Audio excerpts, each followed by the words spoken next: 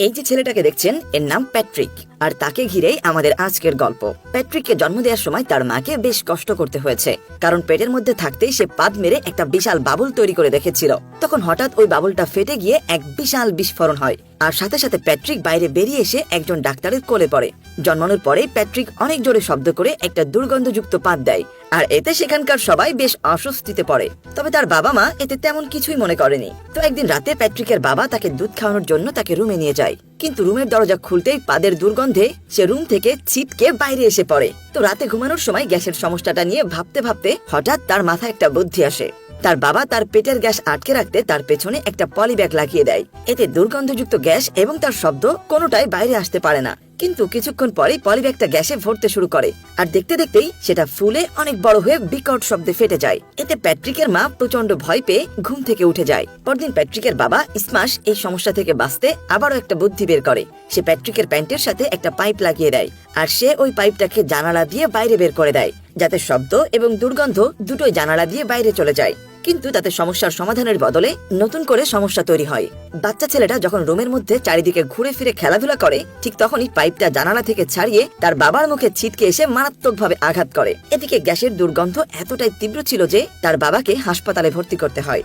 এই ঘটনায় সে মারাত্মকভাবে অসুস্থ হয়ে পড়ে, কিন্তু স্ম্যাশ সুস্থ হয়ে বাড়ি ফিরে এসে সিদ্ধান্ত নেয় সে প্যাট্রিকের সাথে আর থাকবে না। শুধু তাই নয়, সে তার পুরো পরিবার ছেড়ে চলে যেতে চায়। এদিকে স্ম্যাশ চলে যাওয়ার পরে প্যাট্রিকের বোন এবং মা দুজনেই তাকে ইগনোর করতে শুরু করে, কারণ প্যাট্রিকের জন্যই তার বাবা তাদের ছেড়ে চলে গিয়েছে। তারা তাকে সবকিছু থেকে দূরে সরিয়ে দিয়েছে, আর এতে প্যাট্রিকের মন প্রায় সময়ই খারাপ থাকে। তো প্যাট্রিকের স্কুল জীবনের আজ প্রথম দিন। ক্লাস চলাকালীন হঠাৎ প্যাট্রিকের দুর্গন্ধজনিত পাদের গন্ধ পুরো ক্লাসে ছড়িয়ে পড়ে। ক্লাসের টিচার সহ ছেলেমেয়েরা তাকে খুব অপমান অপদস্থ করে, কিন্তু ক্লাসে একটা মাত্র ছেলেই যে কিনা প্যাট্রিককে দূরে সরিয়ে দেয়নি, কারণ ছেলেটা তার নাকে কোনো রকম গন্ধই পায় না। এজন্য প্যাট্রিকের সাথে তার দ্রুতই বন্ধুত্ব হয়ে যায়।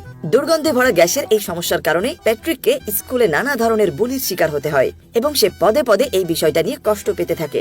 এদিকে স্কুলের অন্যান্য ছেলেরা প্যাট্রিকের লাঞ্চ বক্সে যা যা থাকে তা ফেলে দেয়, কারণ তারা মনে করে প্যাট্রিকের লাঞ্চ বক্সে যে খাবার আছে সেটার কারণে হয়তো তার এমন গ্যাসের সমস্যা হচ্ছে।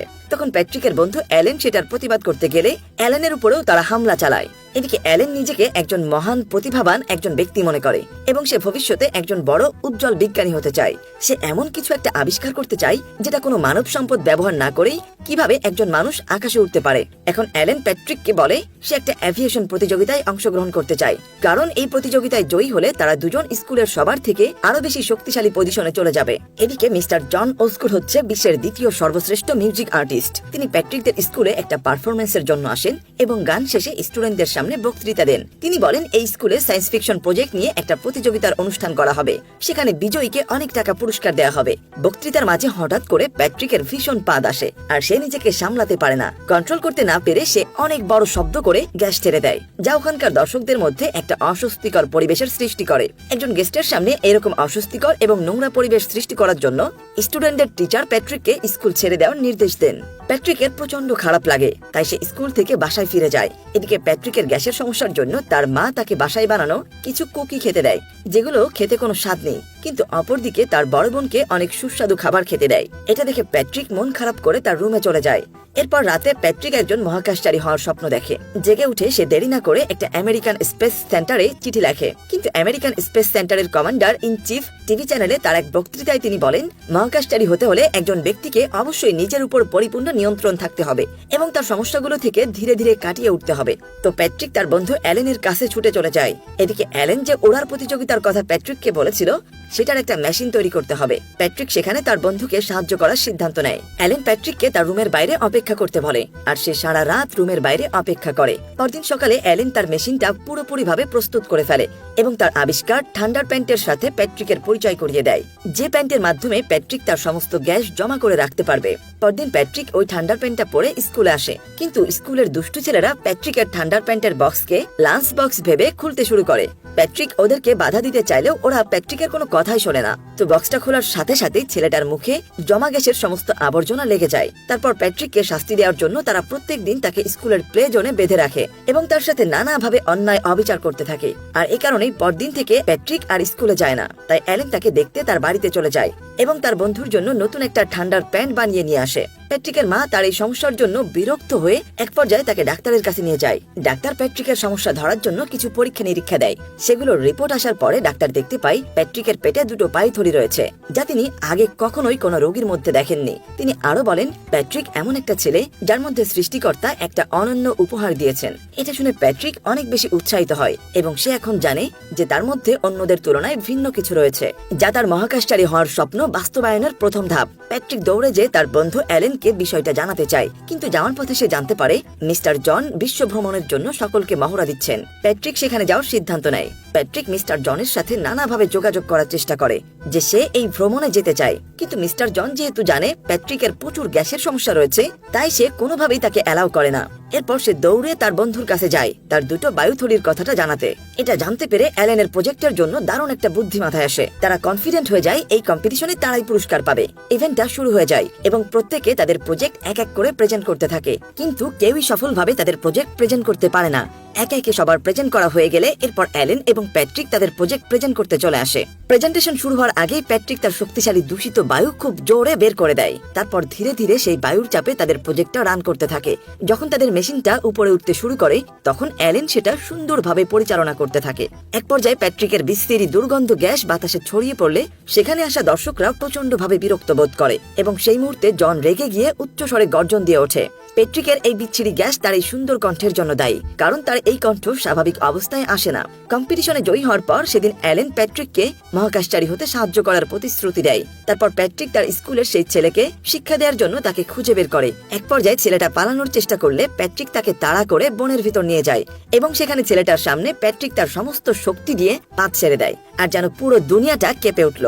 এরপর সে অ্যালেনের সাথে দেখা করতে তার বাড়িতে যায়, কিন্তু পথে সে দেখতে পায় অ্যালেন গাড়ি চড়ে কোথায় যেন চলে যাচ্ছে। জানার জন্য সে অ্যালেনের বাড়িতে যায়। তার বাবা তখন প্যাট্রিককে অ্যালেনের দেওয়া একটা চিঠি দেয়। চিঠিতে লেখা আছে, তোমার স্বপ্ন পূরণের জন্য তোমাকে শুভকামনা জানাই। এবং সে আরো জানায় একটা বিদেশি কোম্পানিতে তার প্রজেক্টের প্রতিভার জন্য তাকে ডাকা হয়েছে। বন্ধুর পোল্ট্রি খাওয়াতে প্যাট্রিক অনেক কষ্ট পায়। তারপর সে বাড়ি ফিরে যায় এবং নিউজে একটা খবর দেখে, আর খবর দেখে সে জানতে পারে মহাকাশে কয়েকজন মহাকাশচারী আটকে পড়েছে। তাদেরকে উদ্ধার কাজের জন্য একটা জাহাজ মহাকাশে পাঠানো হবে। আমেরিকান স্পেস সেন্টারের কমান্ডার জানান এই লোকগুলোকে উদ্ধার করার জন্য তাদের যা করা সম্ভব তাই করবেন, কিন্তু তাদের আইডিয়া সফলভাবে কাজ করছে না। হঠাৎ করে প্যাট্রিকের বাসায় বেল বেজে ওঠে। দরজা খুলে দেখে মিস্টার জন তাকে বিশ্ব ভ্রমণে যোগ দিতে আমন্ত্রণ জানাতে এসেছে, যে কিনা একদিন প্যাট্রিককে এই বিশ্ব ভ্রমণে যোগ দিতে চাননি। যখন জানতে পারে সে পুরো বিশ্ব ভ্রমণ করতে পারবে তখন সে এই অফারটা গ্রহণ করে। সে বিশ্ব ভ্রমণ করতে পারলে তার বন্ধু অ্যালেনের সাথেও তার দেখা হবে, কিন্তু সে কিছুতেই বুঝতে পারে না যে মিস্টার জন তাকে তার নিজের কাজে লাগাচ্ছে। মিস্টার জন তার মিউজিক ইন্ডাস্ট্রিতে সফল হওয়ার জন্য প্যাট্রিককে কাজে লাগাতে চাচ্ছে, কারণ প্যাট্রিক যখন তার বায়ু নির্গত করছে তখন তার কণ্ঠ ভিন্ন হয়ে উঠছে, যেটা করে মিস্টার জন মুহূর্তের মধ্যে ব্যাপক আলোচিত হয়ে ওঠে। একদিন প্যাট্রিক মিস্টার জনের পাশে রাখা পুডিং খেতে চায়, কিন্তু মিস্টার জন তাকে বলে অনুশীলন শেষ না হলে তাকে তা খেতে দেওয়া হবে না। এদিকে অন্যান্য মিউজিক আর্টিস্টরা খুঁজতে শুরু করে তার এই হঠাৎ সাফল্যের পেছনে কারণ কি। তার মধ্যে একজন মিউজিক আর্টিস্ট লুকিয়ে জন এবং প্যাট্রিকের কারবার দেখে ফেলে এবং প্যাট্রিক সাদা মনে তাকে সব বলে দেয়। তাই সে প্যাট্রিকের খাবারের পুডিং এর মধ্যে লুকিয়ে এমন একটা জিনিস মিশিয়ে দেয় যাতে প্যাট্রিকের হজমে সমস্যা হয়ে যায়। প্যাট্রিক সেটা খেয়ে ফেলে এবং তার পেটে জঘন্যভাবে সমস্যা সৃষ্টি হয়। তারপর পারফরমেন্সের মাঝে প্যাট্রিকের পেটে সমস্যার জন্য জনের চালাকি অন্য যে মিউজিক আর্টিস্ট সে ধরে ফেলে এবং সবাইকে তা বলে দেয়। হঠাৎ করে প্যাট্রিকের পাদ অনেক শব্দে বের হয়ে পুরো স্টেজ কেঁপে ওঠে, যার কারণে ওই আর্টিস্টের মাথায় উপর থেকে একটা স্পটলাইট তার মাথায় পড়ে যায়, আর সেই মুহূর্তে তিনি মারা যান।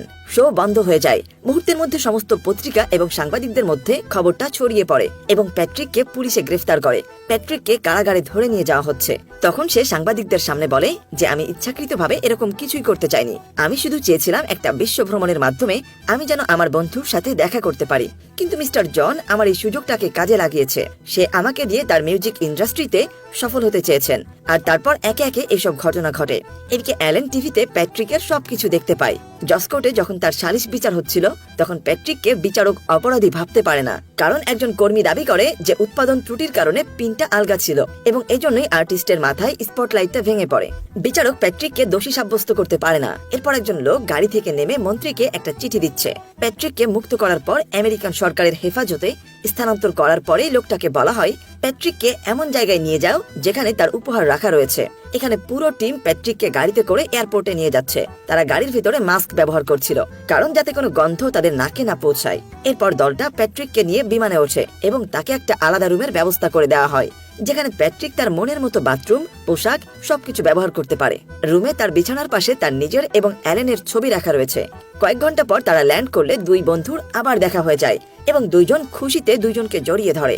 অ্যালেন তখন প্যাট্রিককে জানায় তাকে স্পেস সেন্টারের বিমান চালনা প্রতিযোগিতায় নিয়োগ করা হয়েছিল।